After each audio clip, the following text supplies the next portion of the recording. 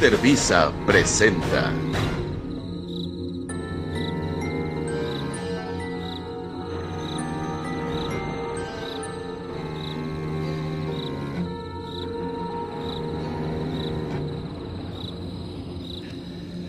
¿Sabes por qué el tlacuache no tiene pelos en la punta de su cola? El tlacuache existe desde que el hombre mexicano tiene memoria, o tenemos memoria de él. Así que ya está bastante viejito. Es de esos viejitos de mucho respeto. Es el único marsupial mexicano, pariente lejano de los canguros. Desde que los continentes se separaron, dejando a Australia de un lado, a América del otro. Los mitos y las leyendas son un culto entre los huastecos. Por ejemplo, aquí están el sol y la luna, a quienes los chichimecas les llamaban padre y madre. En el principio existieron dos niños, que no eran ni más ni menos que el sol y la luna. Una viejita que pescaba en el río con ayate los encontró y al recogerlos murmuró: "Ahora ya tengo a mis hijos", y se alegró mucho. Los niños crecieron muy traviesos y llegó un buen día en que le preguntaron a la viejita por sus padres. ¿En dónde están nuestros papás? Queremos conocerlos. La viejita les contestó: el padre de ustedes no está aquí, vive en el monte. Y entonces aprovechó para preguntarles si querían llevarle algo de comer, y así lo podían hacer. Ellos le contestaron: sí, vamos a ir, porque realmente lo queremos conocer.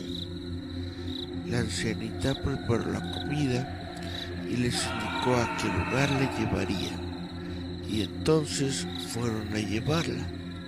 Pero por más que buscaron, no encontraron a su padre, sino a un venado. Y se dijeron: este venado no puede ser nuestro padre. Inmediatamente mataron al venado y lo cargaron, llevándolo hacia un gran cerro donde sabían que había una hechicera que custodiaba el fuego de todo el mundo. Cuando los niños llegaron donde estaba la hechicera, le pidieron fuego para cocinar una barbacoa de venado. Pero la mujer no quiso darles nada porque pensaba que iban a quemar el monte. Y entonces los niños le pidieron a Tlacuache que él fuera con la hechicera a conseguir el fuego que el sol y la luna tanto anhelaban. El Tlacuache se metió al río y de inmediato, todavía mojado, se presentó con la hechicera. Humildemente tiritando, le dijo: madrecita, tengo frío, hazme un lugarcito junto a tu lumbre para calentarme. La hechicera le creyó y el tlacuache aprovechó un descuido y metió la cola en la lumbre. Así obtuvo el fuego para que el sol y la luna pudieran hornear su venado y comérselo en barbacoa. Desde entonces, el tlacuache no tiene pelos en la punta de su cola. Bueno, esta es una leyenda tradicional de la Huasteca. Yo soy Eric Contreras Ayala y este es un programa especial que vamos a tener sobre historias y leyendas justamente de la Huasteca potosina.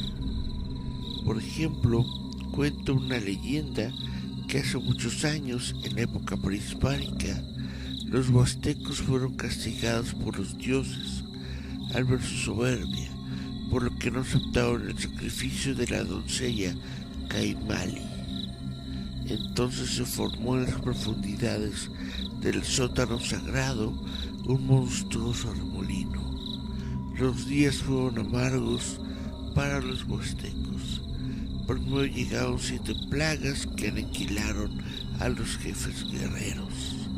Enseguida arribaron los españoles y derribaron fácilmente a los demás guerreros. Sin embargo, ocurrió un milagro. Del sótano comenzaron a salir miles de víboras de coralillo encabezadas por una serpiente grande y altiva.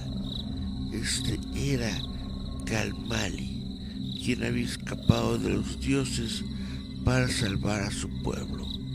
Las serpientes atacaron a los españoles y pronto los derrotaron. Después del triunfo, Calmari reunió a todas las coralillo y ante los ojos de los huastecos se transformaron en golondrinas. Todas ellas entraron en la boca del sótano, cuyas entrañas se convirtieron desde entonces en su hogar y refugio. Esta es la leyenda del sótano de golondrinas en Xilitla, que es como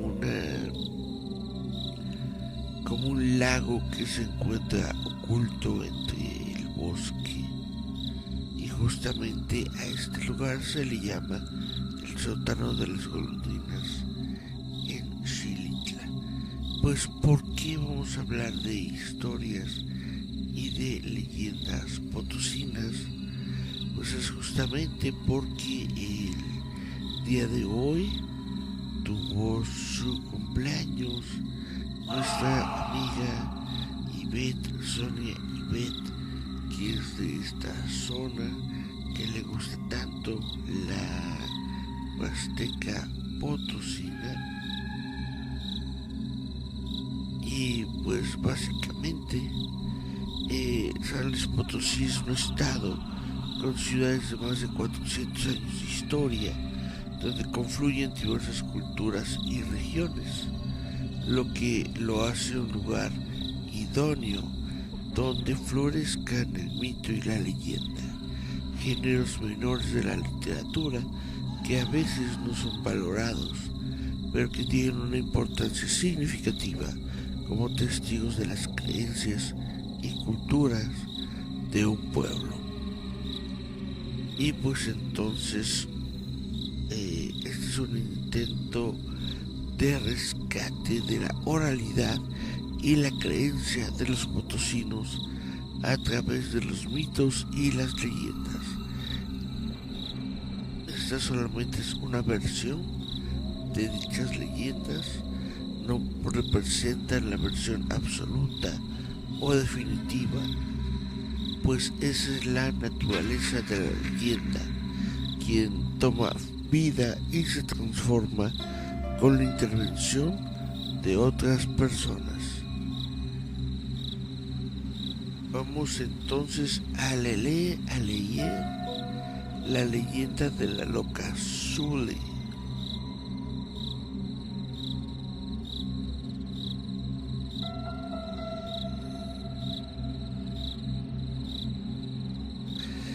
Esta es la leyenda de la loca Zule, una historia triste y llena de dolor sobre cómo la muerte se puede llevar la cordura y sonrisa de una joven, pero no sus intenciones de amar. Su nombre era Claudia, hija de una acomodada familia y la segunda de 3 hijos, sobreviviéndole solo su madre y hermana menor, pues cuando ella era niña, su padre y hermano mayor murieron.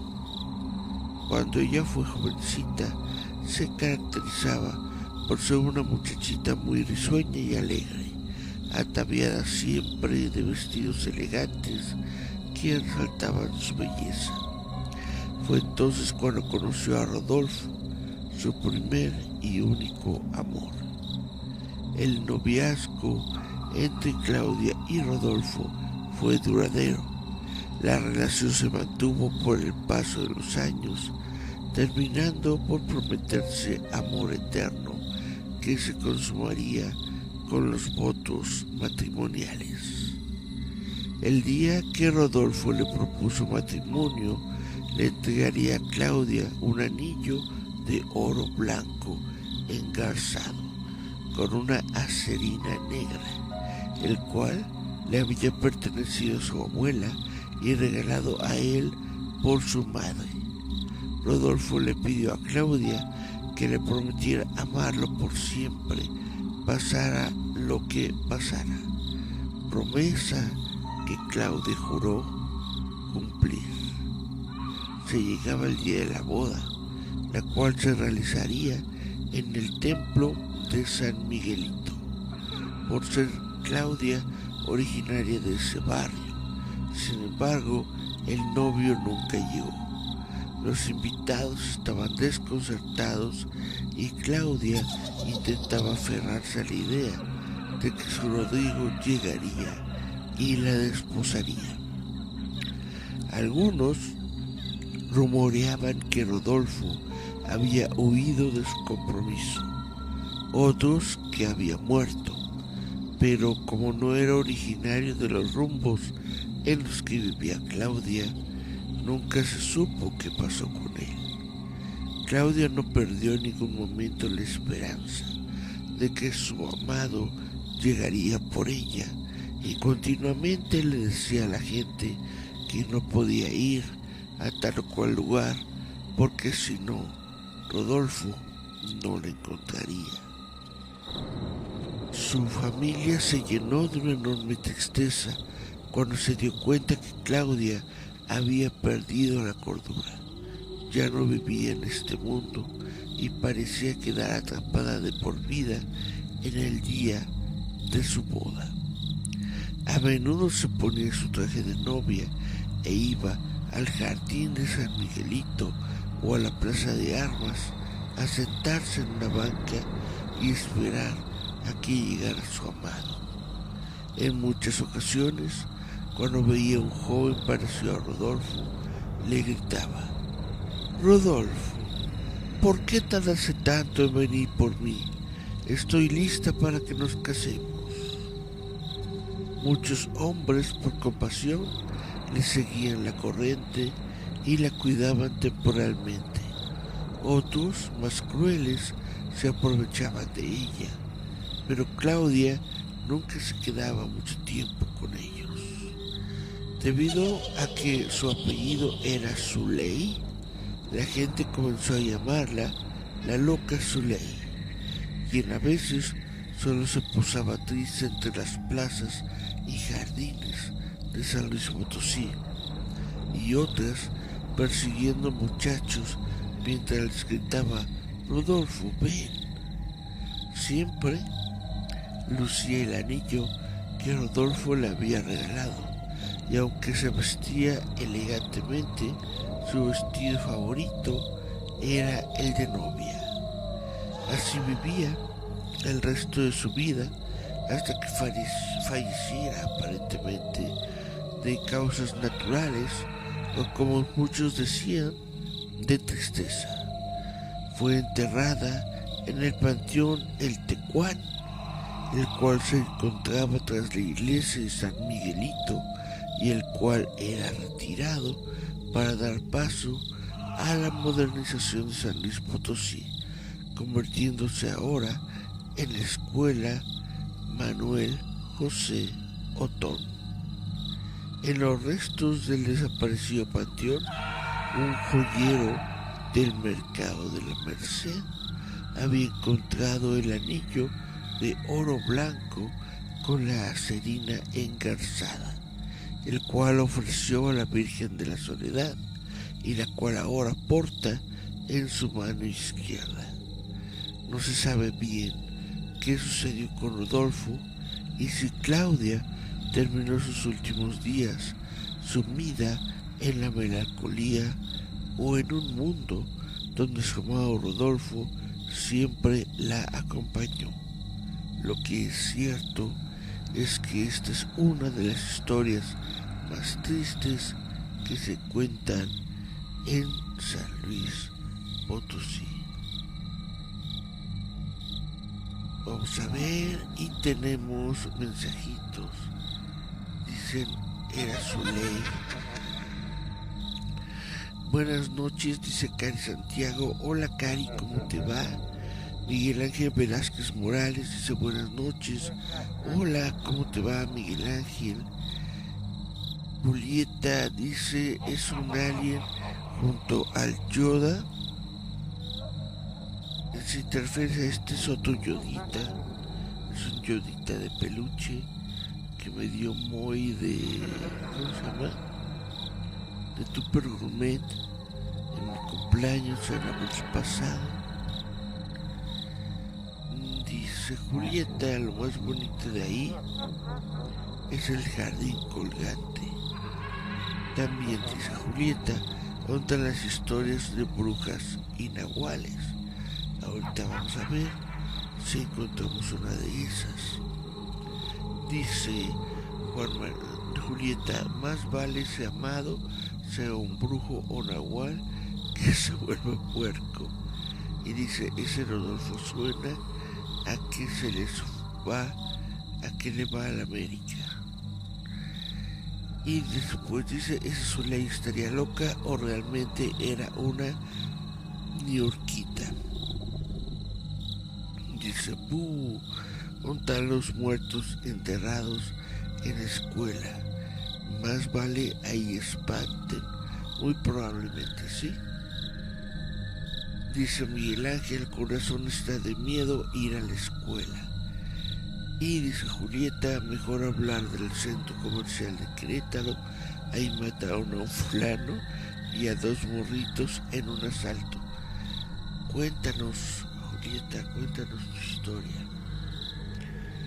Mientras yo les platico de la leyenda de los niños emparedados en la plaza de San José.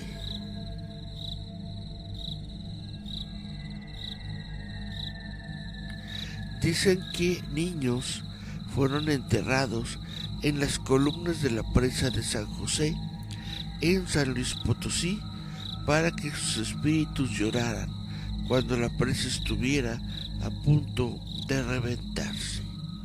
Aunque en muchas partes del país, incluyendo el estado de San Luis, se dice que cuando se construían edificios grandes y sobre todo represas, eran usados cadáveres de personas en los cimientos para evitar que se derrumbaran. En este último caso, se puede optar además por el entierro de niños, ya sean vivos o muertos, nadie sabe bien por qué la crueldad, para que sus espíritus queden atrapados y así avisen a los pobladores cuando la presa esté a punto de reventar.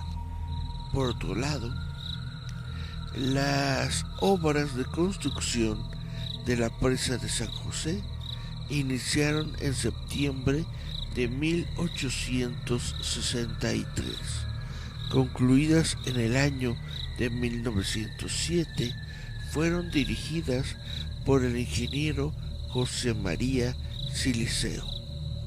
Esta presa está construida por una sociedad de personas con alto poder adquisitivo, así como por el gobierno.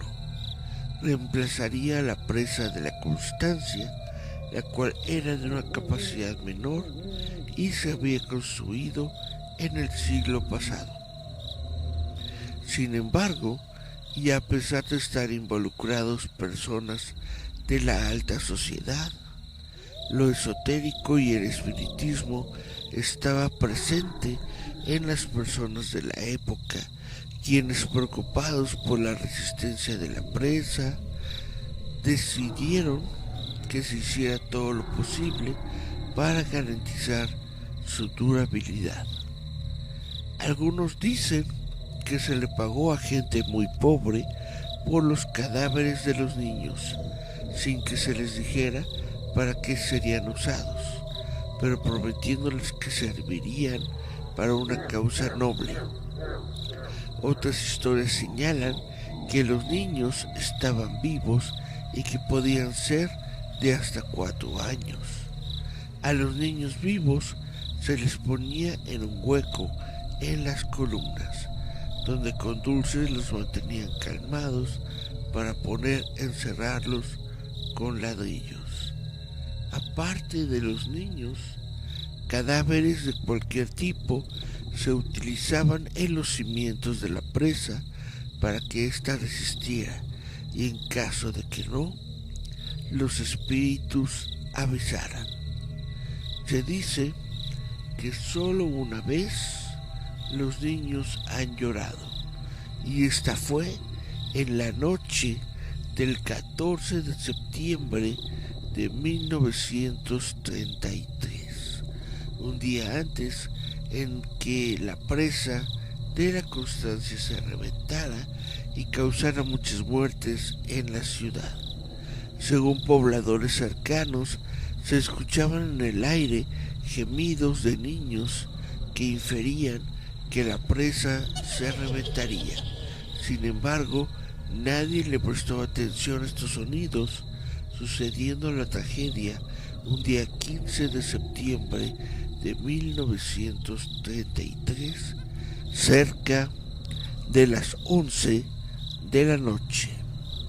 Se cree que el emparedar niños es algo que se hacía desde hace más de 5.000 años, y se han encontrado datos de esta práctica hasta en el siglo XVIII en Alemania.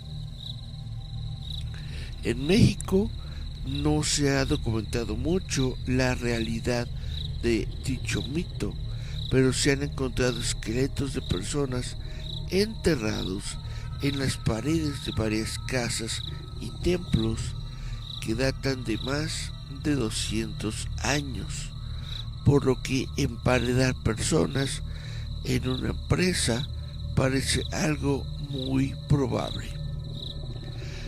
Una variante de este mito señala que el diablo, disfrazado de ingeniero, se aparece a los encargados de las construcciones de presas, haciéndoles un trato de que si entierran a modo de sacrificio a estos niños en los cimientos de las paredes de las contrapresas, estas durarán mucho tiempo.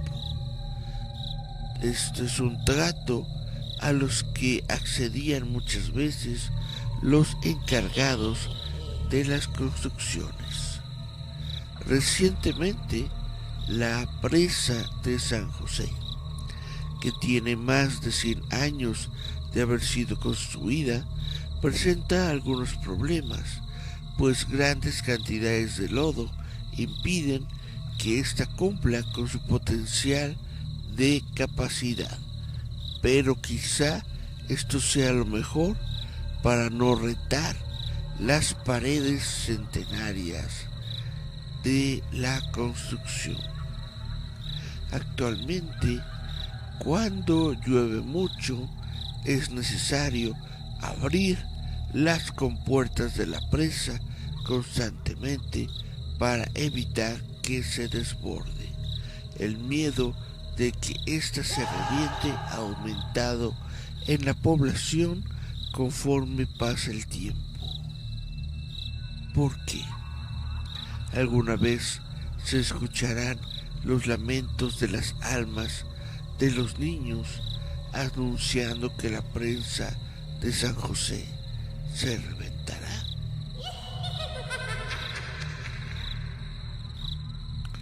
Vamos a ver si tenemos un comentario.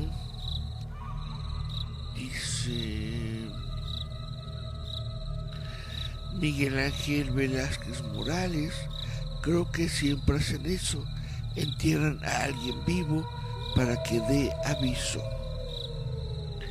Y dice Julieta: antes emparedaban gente como buen augurio en los edificios.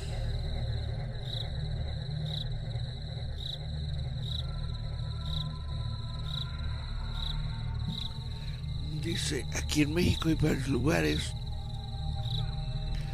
como Puente Hay varios lugares como puentes que en cada punto pusieron niños lugareños con tesoros. Por eso espantan en esos puentes. Dice Julieta, según rumoran, el negro Durazo emparedó a mucha gente a quien torturó mientras estuvo en el poder y donde están hay mucho actividad paranormal. También dice que la habrán más para acá. Aquí necesitamos agua. Dice, anda, ver, posesión estilo Lolita Ayala, con todo y flema. Chan, chan, chan. Pues bueno, vamos a leer otra historia. Esta es la leyenda del Jergas. El Jergas es una leyenda potosina, un espíritu benefactor presente en todo el altiplano y zona media. Se dice que mora en las minas donde se esconde en túneles invisibles ricos de oro y de plata. Al parecer, el Jergas siempre se le aparece a un minero que se encuentra solo y se presenta como un ingeniero minero, con su traje boscas y lámpara de carburo. A él habla con una autoridad y seguridad tal que el minero no sabe que se trata de una aparición, y aunque logre recordar la leyenda del personaje, parece que no logra desobedecer sus instrucciones. La especialidad del Jergas es la de perder a los mineros, llevándolos por túneles escondidos y a veces inaccesibles en los que indica hay una rica veta de mineral.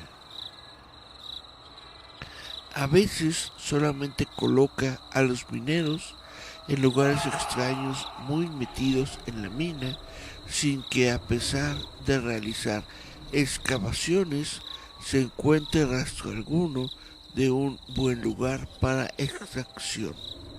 En otros casos se puede encontrar una rica veta de oro y plata, o finalmente a veces simplemente aparecen en los bolsillos del minero extraviado una pepita de estos materiales y de una gran pureza. A pesar de que se trata de un espíritu benefactor, los mineros le tienen un gran miedo y respeto, pues nunca se sabe cuando solo quiera perderte sin darte algo a cambio, pues es sabido que no podrás salir a menos que te vayan a buscar, y para esto es posible que te robe tus pertenencias para dejarlas como pistas en el camino para que den contigo. La leyenda comenzó a tener mucha relevancia e importancia justo antes del gran auge minero en San Luis Potosí, sobre todo en Real de 14, debido a la gran demanda de metal precioso para la casa de moneda. No solo los mineros pueden ver al Jergas, de hecho, cualquiera lo puede ver si es afortunado. Quizá en la entrada de alguna mina, parado en la entrada sin dejarse ver el rostro claramente y con un rústico traje. Hay personas que han asegurado ver la figura de un minero en el túnel de Ogrario, inclusive hoy en la actualidad. Se cree que el Jergas fue bautizado así porque su indumentaria es la de un minero, pero llena de polvo, maltratada y desgastada, similar a una jerga. Se cree que el Jergas llegó a tener una relevancia importante en la minería, modificando las condiciones laborales de los mineros.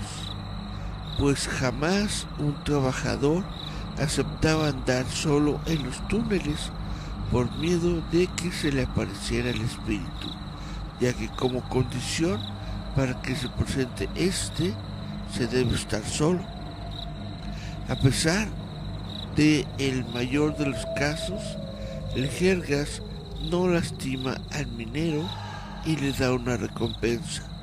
La persona no desea volver a trabajar en la mina. En cada una de las poblaciones mineras de San Luis Potosí se cuentan diferentes relatos rescatados por las personas mayores.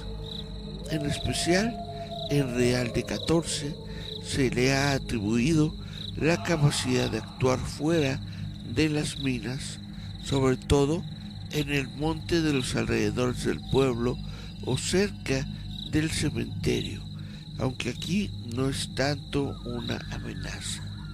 La próxima vez que vayas a un pueblo minero de San Luis Potosí, ¿por qué no preguntas por el jergas? Y mejor, cuando visites Real de 14 y pases por el túnel del Logrario, presta atención para ver si en alguna de las minas lo logras ver con su lamparita encendida.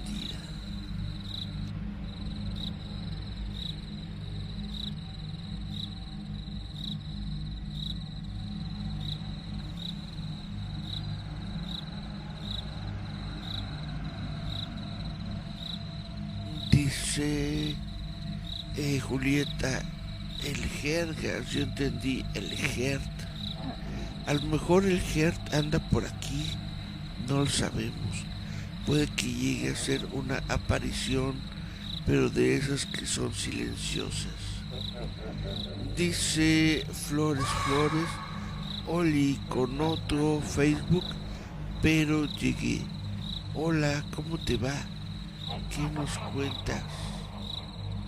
Dice Flores. Y Miguel Ángel Velázquez. ¿Y entonces es bueno o malo el jergas?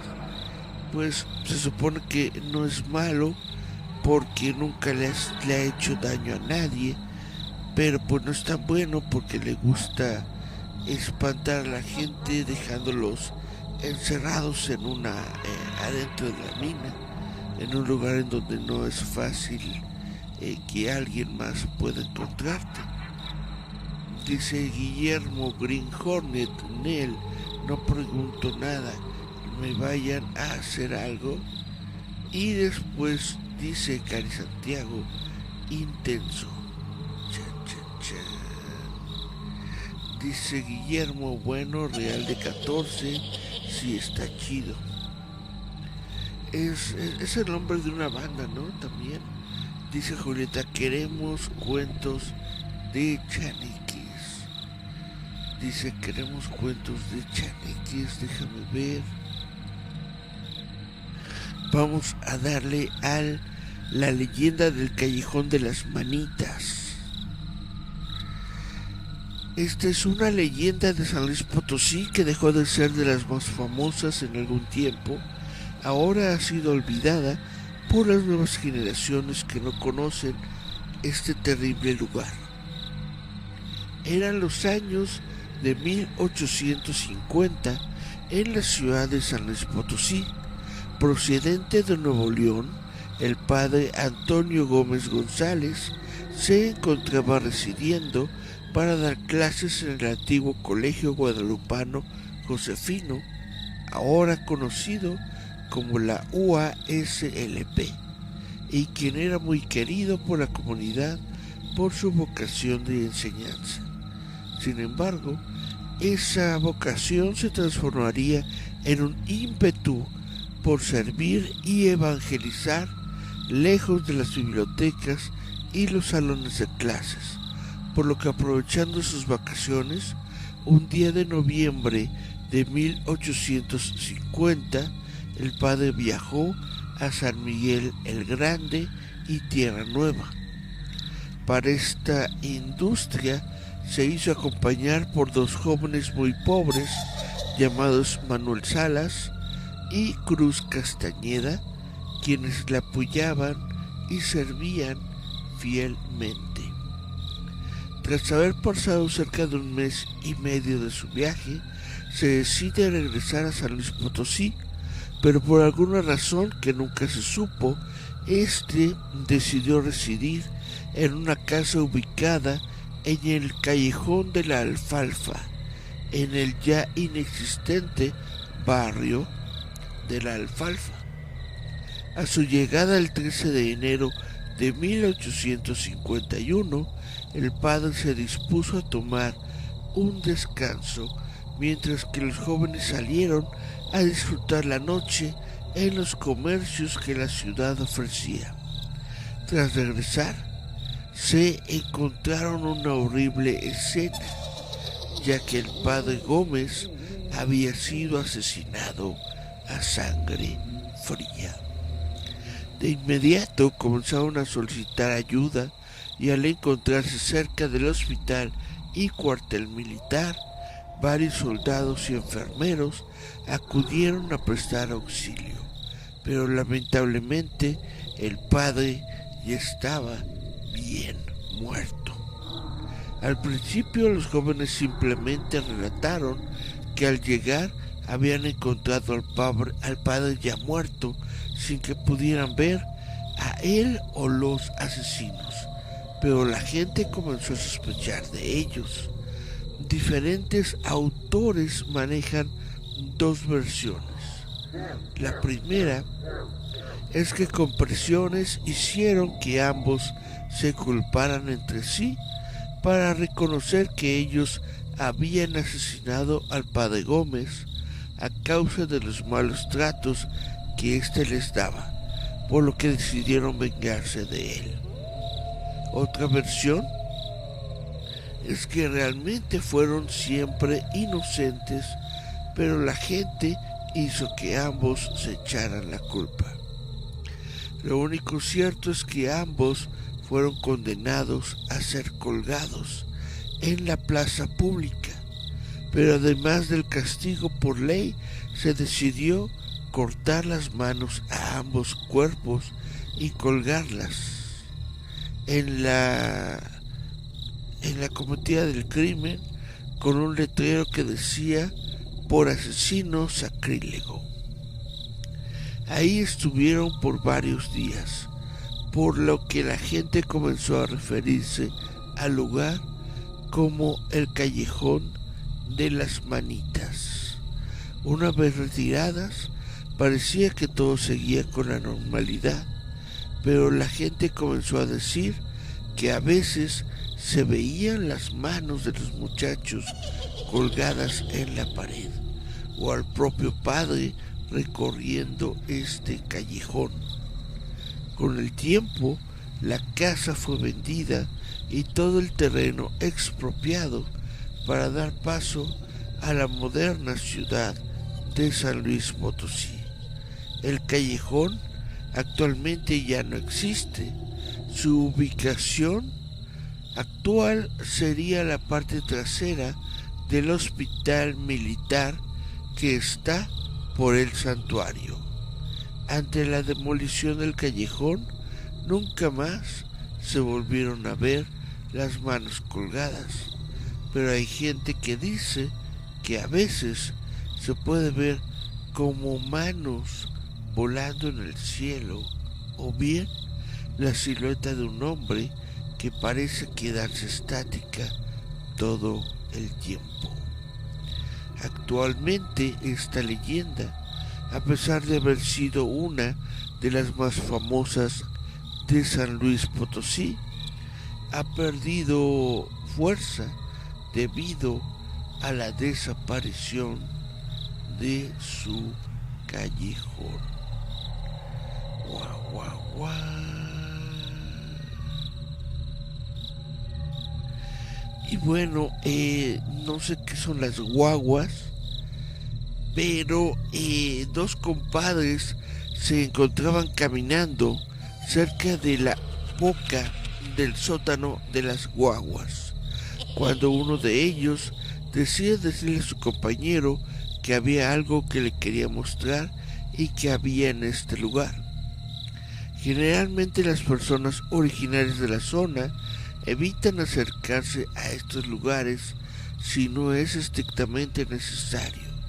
Temen tanto caer que incluso solo acompañan hasta cierto punto a los turistas, por lo que el compadre se negaba a asomarse a aquel enorme agujero.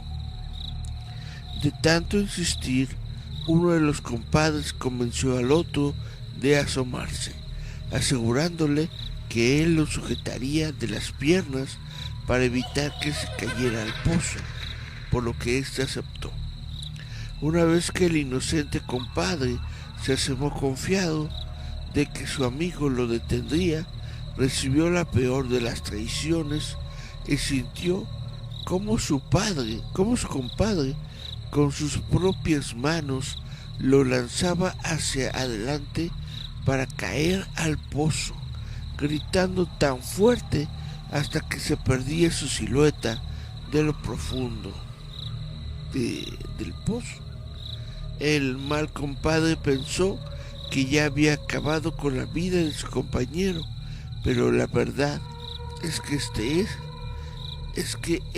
cuando comenzaba a llegar al fondo, sentía como una especie de neblina aparecía y su velocidad se desaceleraba poco a poco hasta caer lentamente al fondo del pozo. Una vez debajo del sótano de las guaguas, un niño con aspecto extraño se le apareció y le dijo al compadre que no tuviera miedo, que lo acompañara con alguien que lo iba a ayudar. Caminaron por unos 10 minutos entre una maleza espesa hasta llegar a la boca de una cueva, y es que el sótano es tan grande que fácilmente puede contener una selva más pequeña dentro de él. En la boca de la cueva encontró un anciano de aspecto muy pulcro, de mirada serena y que aparentaba tener miles de años. Además, estaba acompañado de un sapo del tamaño de una persona con indumentaria femenina. El anciano le invitó a sentarse y se señaló una serpiente gigante, la cual de inmediato se enroscó para servir como asiento para el compadre. El anciano le volvió a reiterar que no tuviera miedo y que él lo ayudaría a salir. Le dijo: mira, tú estate tranquilo, todo está bien, toma de esta agua y te sentirás mejor. Y en efecto, aquella agua, que resultaba tan refrescante, le había curado todas las dolencias que llegó a tener con el paso de los años. Yo te voy a ayudar a salir de aquí. Tu compadre ahorita se casó ya con tu mujer. Yo te voy a decir cómo salir, pero debes prometer que no le harás daño, y en cambio te voy a pedir que hagas algo cuando salgas de aquí. Al hombre confundido no le quedó más que aceptar el trato, y cuando estuvo listo le dijo al anciano que estaba listo para irse de ahí. El anciano le dijo al niño que lo condujera por una de las salidas. Así el hombre siguió al niño a través de una cueva. La cueva era muy larga y estaba además acompañada de un río. Sin embargo, el niño y el compadre siguieron caminando por varios kilómetros hasta que el niño le indicó que él ya no podía seguir, pero que el compadre anduviera a pesar de lo oscuro, de lo frío y de lo húmedo, así hasta que viera luz. El hombre obedeció y finalmente salió de la cueva a unos cientos de kilómetros del sótano de las guaguas. El hombre regresó a su casa, pero notó que todo estaba muy cambiado, como si hubiera pasado ya mucho tiempo. Pero esto no podía ser posible, pues él solamente se ausentó unos cuantos días. Cuando tocó a la puerta se dio cuenta de lo que le había dicho el anciano era cierto. Su compadre estaba ahora con su mujer, pues éste le abrió la puerta, pero fue tanta la impresión del compadre que éste se murió. Finalmente, el hombre se contentó con su esposa contándole lo sucedido, por lo que la mujer le señaló que hiciera caso a lo que en aquel extraño espíritu le había pedido. El hombre, en una parcela de tierra y en cada una de las esquinas, enterró una mazorca de maíz, mientras que en el centro de la parcela lo hizo junto con el corazón de un pollo sacrificado. Finalmente sembró lo que quisiera el hombre. A los cuantos días comenzó a germinar milagrosamente todo lo sembrado, además de dar una muy buena cosecha.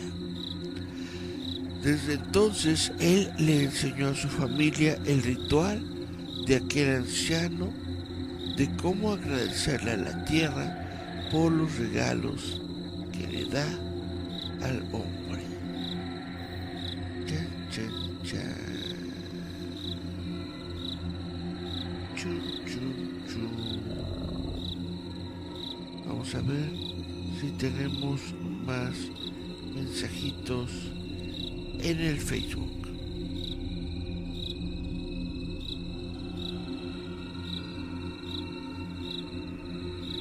Dice Julieta, es cierto, ahí vive el rudo, igual espantaran en su rancho a mujeres buscando verlas en cueros. Ah, caray.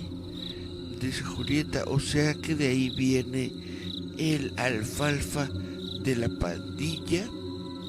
Puede ser que sí. Julieta dice, el padre sería Gómez Adams.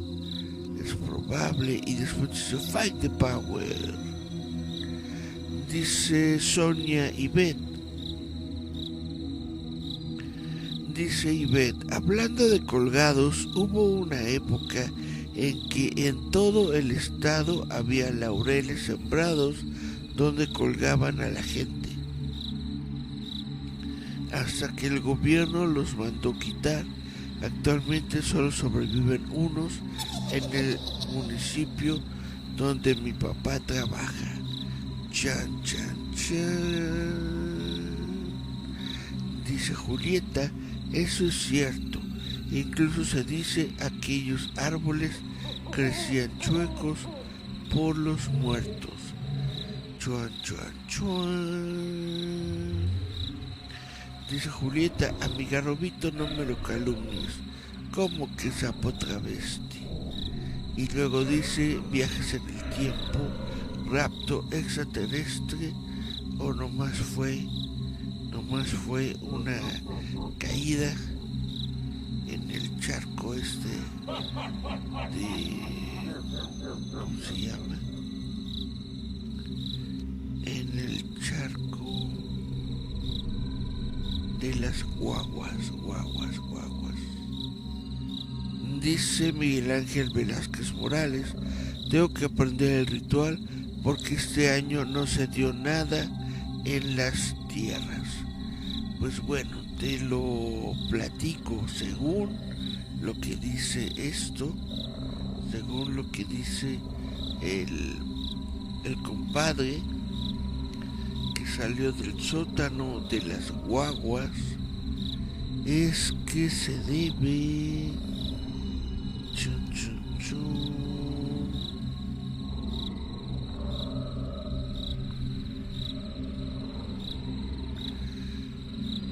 Muy bien. Tomaron una parcela de tierra y en cada una de las esquinas, debes enterrar una mazorca de maíz, mientras que en el centro de la parcela lo que entierras es una parcela de maíz junto con el corazón de un pollito, sacrificado.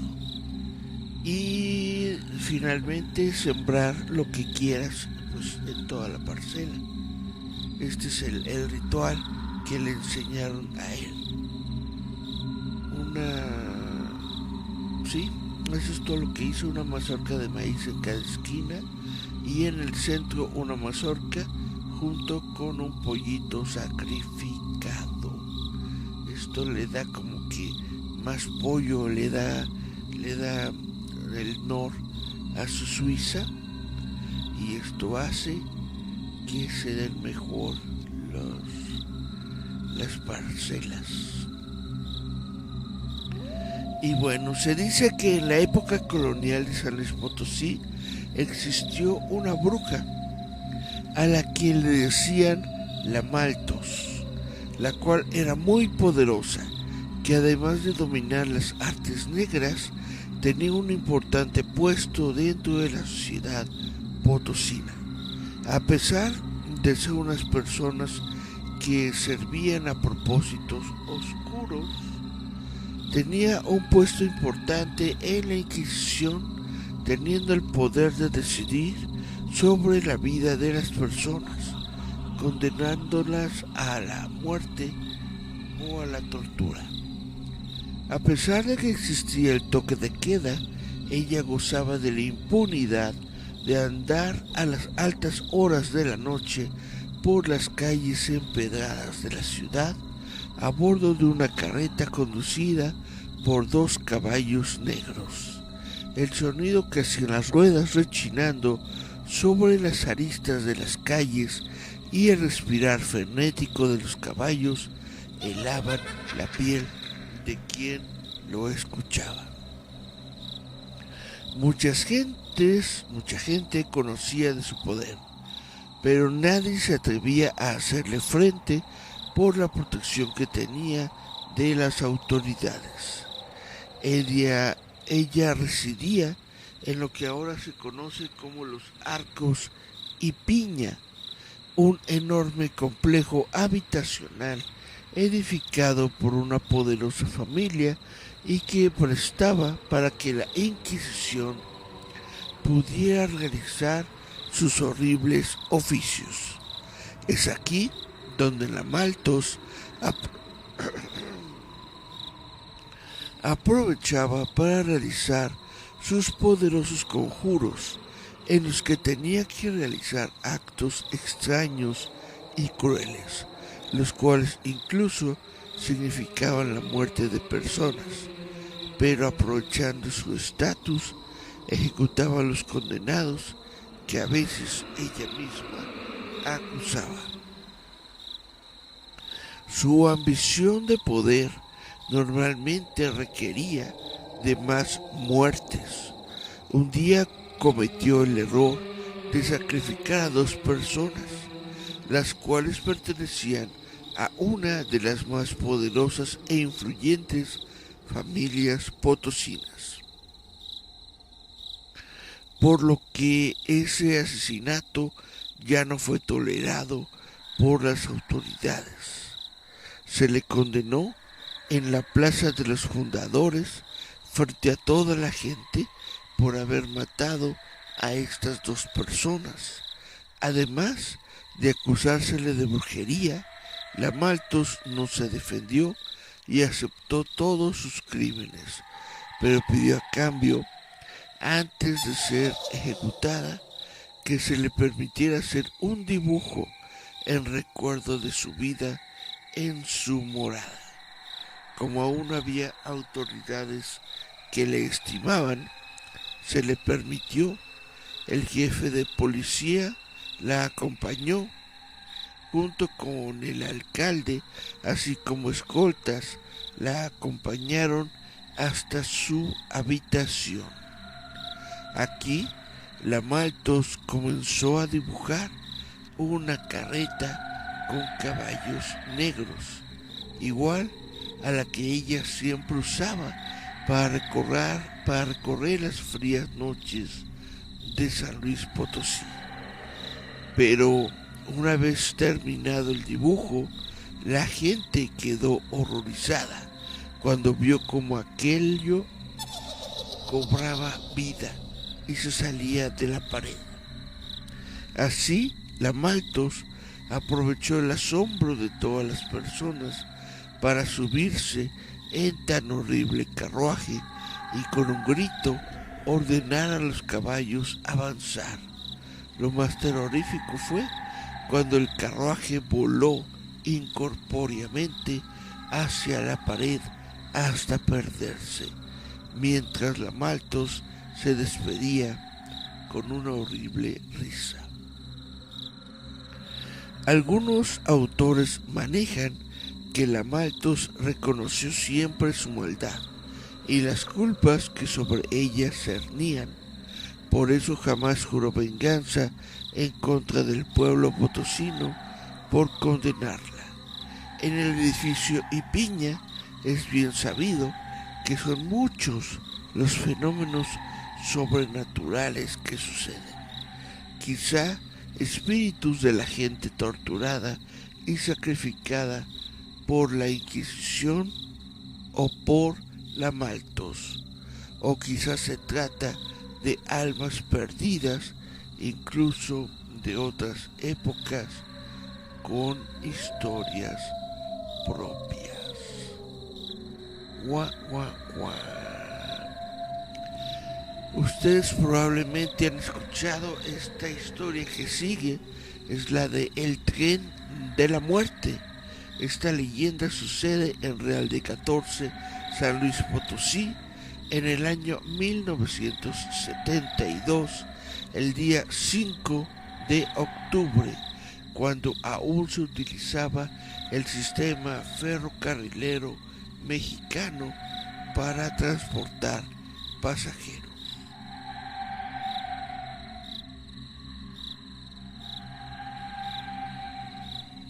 Un grupo de personas que esperaban el tren rumbo a Monterrey, en su mayoría peregrinos, quienes habían llegado para dar gracias a San Francisco, patrono de 14, esperaban regresar a sus respectivos hogares. El tren llegó cerca de las 10 de la noche, la gente comenzó a tomar su lugar, preparándose para un largo viaje de noche, y a pesar de que se contaba con 22 vagones, no fueron suficientes para cumplir con la demanda de asientos, teniendo varias personas que viajar a pie, mientras que otras prefirieron quedarse en la estación para probar suerte al día siguiente. Una vez arriba, un hombre de nombre Rogelio, quien viajaba con su esposa, notó la presencia de un hombre de avanzada edad, con un sombrero de palma y ropas muy humildes, quien comenzó a decirle algunas cosas a los viajeros, pero él no logró entender lo que decía. El hombre se mostraba preocupado y un poco molesto, pues la gente lo estaba ignorando, hasta que se logró acercar a Rogelio para entender lo suficiente. El hombre estaba diciendo: tienen que bajar del tren, va a haber un accidente y muchos muertos. Dios me envió para avisarles, por favor, tienen que bajar del tren, este se va a descarrilar. Pero todos lo trataron como un loco, hasta que el hombre se acercó frente a Rogelio y le dio el mismo mensaje a su esposa. Rogelio se mostró molesto y crédulo por las palabras del Señor, pero al parecer su esposa había sentido un escalofrío cuando el anciano la tocó y le dijo aquellas terribles palabras. Ella le pidió a Rogelio que le hiciera caso y que por favor bajaran del tren, pero Rogelio se resistió, ya que sabía que podría no correr la misma suerte con el siguiente tren y encontrar buenos lugares, además de que ya estaba muy cansado por cumplir la manda y quería llegar a su casa. Pero la insistencia fue tanta que al final aceptó. Finalmente, antes de que el tren partiera, bajó junto con otras personas a quienes el anciano había convencido y resignados esperaron al siguiente tren. Alrededor de las 11 de la noche llegó un nuevo tren, pero con dirección a San Luis Potosí, por lo que Rogelio tuvo la idea de que podrían hacer escala en la capital para de ahí tomar en la estación un tren con dirección a su destino, y pasados unos cuantos minutos sintieron cómo las vías del tren temblaban. Al día siguiente, ya en la estación de trenes de San Luis Potosí, se enteraron de una horrible tragedia que sacudió sus corazones, y es que el tren al cual finalmente no subieron se había descarrilado cerca de las 10:45 en una pronunciada curva cerca de la ciudad de Moreno, volcándose los 22 vagones uno encima del otro. Mucha gente murió, la mayoría aplastada por el peso de cientos de toneladas de metal. Algunas familias completas murieron y los pocos que sobrevivieron quedaron con cicatrices de por vida, como piernas y brazos amputados u horribles quemaduras en todo el cuerpo. Esta es la famosa historia, leyenda de el tren de la muerte. Ñaca, ñaca, ñaca. Vamos a ver si tenemos mensajitos. Dice Miguel Ángel Velázquez Morales: tengo que aprender el ritual porque este año, ya lo leí. Dice Guillermo Green Hornet: ¿por qué soy sapo travesti? Dice Julieta: porque dijo el líder que eres patas verdes. Y el relato dijo: un sapo de tamaño real vestido de mujer. Y me dije: con garrobito no. Es galán simpático. Guillermo dice: ya tiene rato que no me he visto de mujer, ya no más soy patas verdes. ¿Cómo no? Si alguien sube al camión y grita: vamos a morir, lo avientas del camión. Y luego dice Julieta: un tren, seguro fue en Buenavista, Buenavista, Buenavista, allá donde silba el tren. Pues estamos cerca.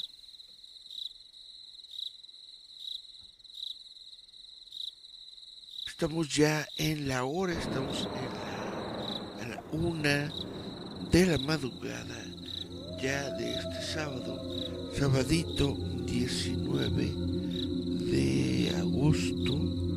Vamos a darle si les parece bien, a una última leyenda.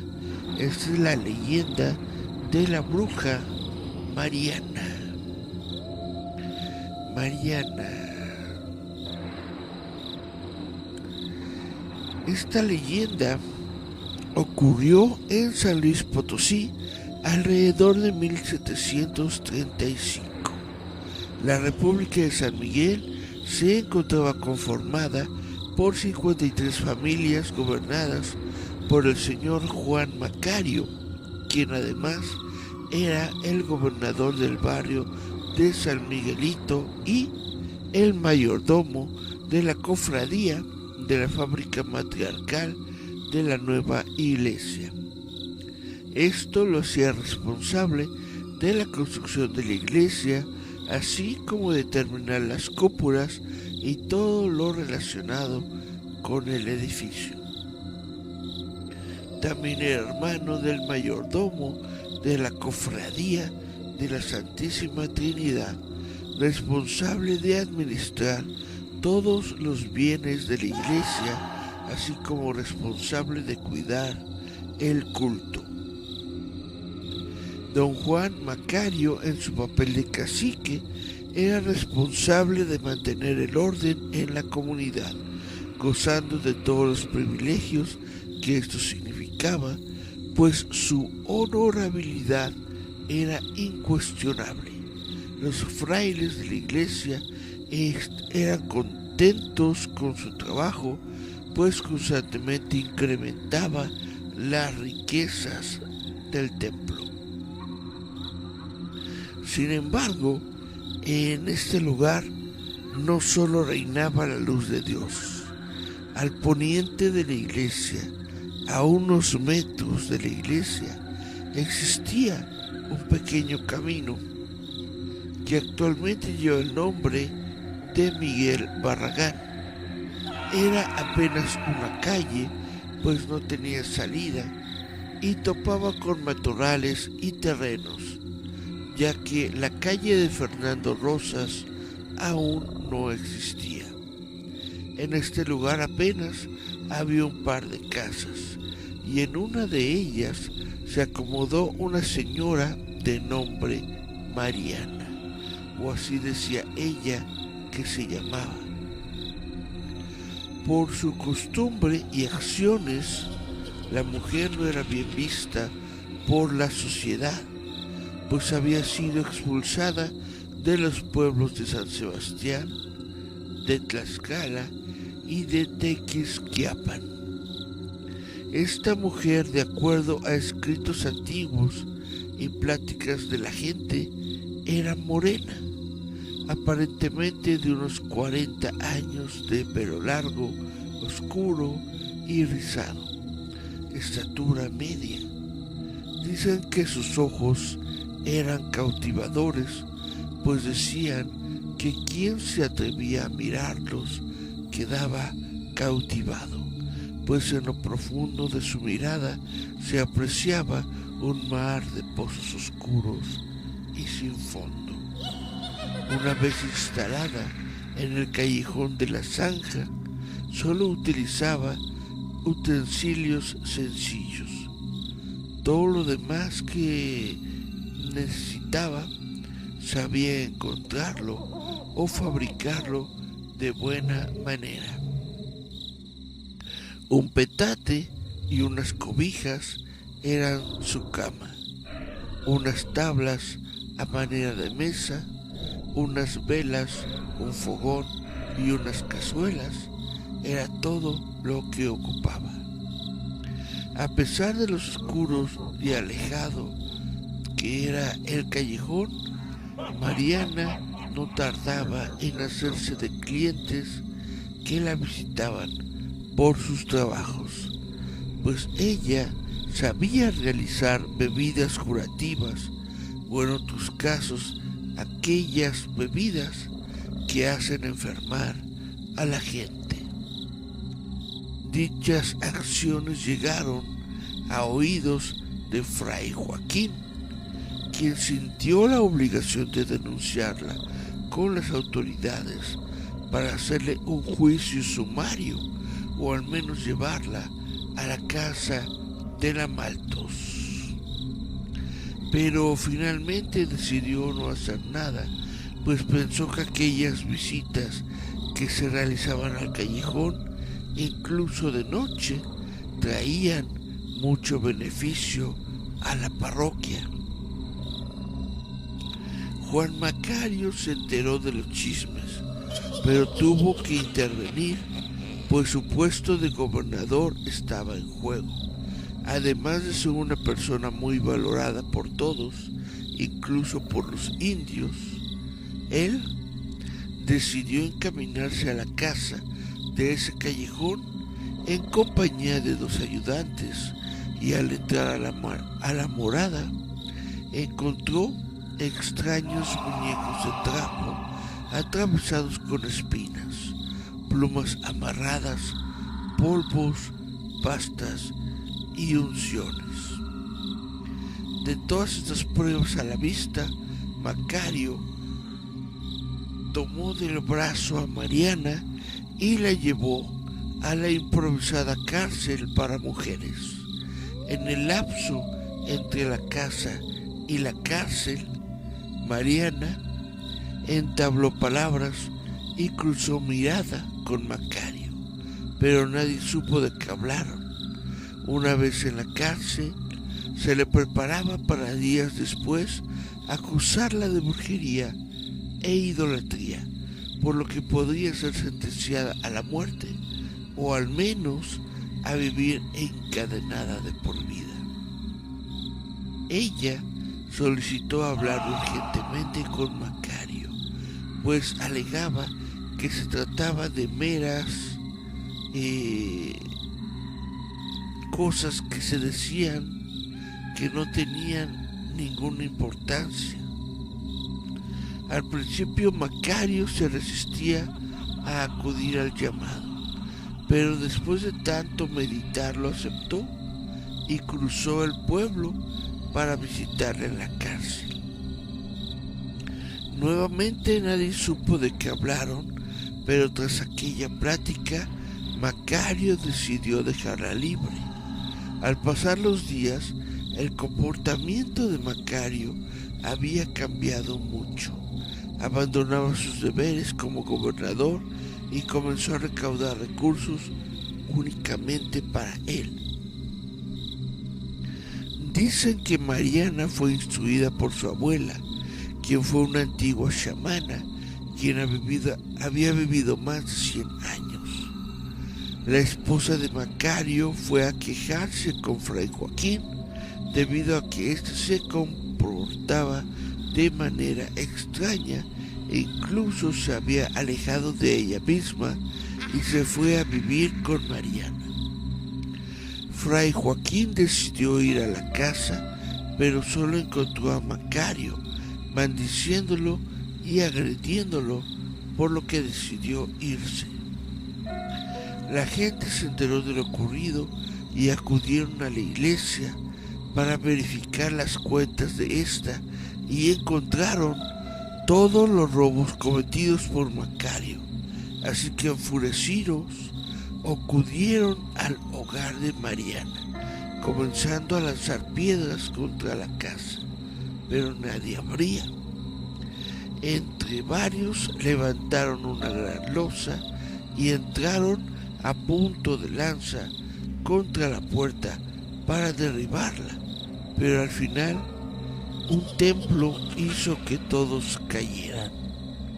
De la puerta salió un caballo percherón negro, con ojos rojos como el infierno y con un respirar horrible. Todos gritaron del susto y de un momento al otro el caballo galopó, abriéndose paso entre la gente, lastimándolos a todos. La gente entonces acudió con Fray Joaquín para decirle sobre lo acontecido y buscar justicia con las autoridades. Este se preocupó por Macario y decidió ir a la morada, pero todo estaba en silencio. Al final del lugar encontró a Macario tirado, con golpes, a punto de morir y gritando que veía un horrible caballo. Fray Joaquín sabía que no podía hacer nada por él y pidió por la salvación de su alma hasta que murió. A pesar de sus crímenes, fue enterrado en el cementerio de la iglesia que quedaba atrás del templo. De la bruja Mariana no se supo nunca nada más, pero dicen que su poder era tanto que ni la Malthus quiso intervenir. Al callejón donde vivió se le conoció como el Callejón del Diablo por mucho tiempo, hasta el año 1915, cuando se le cambió el nombre a Fernando Samarripa, heroico sacerdote de Soledad de los Ranchos. Dicen que en algunas noches se puede escuchar en el tramo de Fernando Rosas y Miguel Barragán un galopar de caballo que relincha como si se tratara del diablo.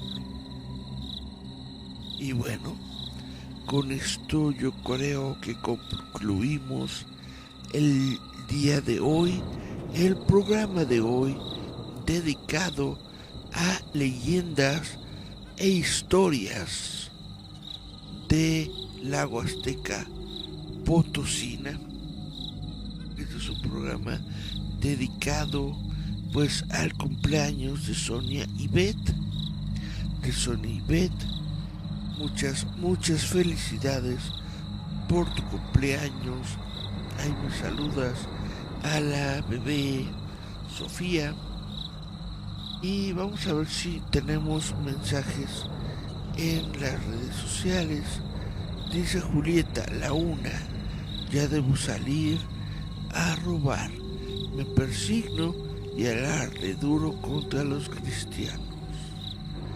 Y Cari Santiago dice, seguimos trabajando mientras te escucho. ¿En qué estás trabajando, Cari? ¿Estás haciendo un trabajito de esos que solamente saben pues algunas personas? Un trabajito de amor, un trabajito de ensueño, un trabajito de dinero.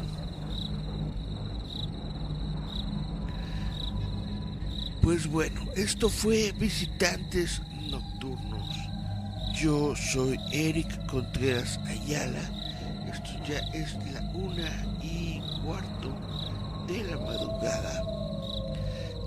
Solamente voy a terminar dándoles mis mensajes parroquiales. Les vuelvo a recordar que durante octubre vamos a tener durante todo el mes de octubre nuestro programa de 31 noches de Halloween. Van a ser 31 noches de octubre, desde el 1 de octubre hasta el 31. A las 10 de la noche voy a estar platicando sobre monstruos en una lista que ha sido curada, ni más ni menos que por el líder fantasma. Desde las 10 de la noche, todos los días de octubre, van a ser noches de Halloween, aquí en Visitantes Nocturnos. No se lo pierdan. Esto es un programa llevado a ustedes gracias a roboto.mx. Dice Cari Santiago, excelente programa, pero ya no nos habló de sus trabajitos, ñaca. Pues bueno, esto fue Visitantes Nocturnos. Yo fui Eric Contreras Ayala.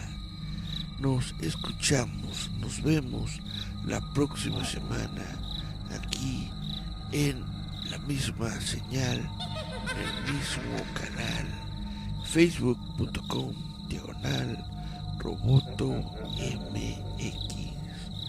ñaca.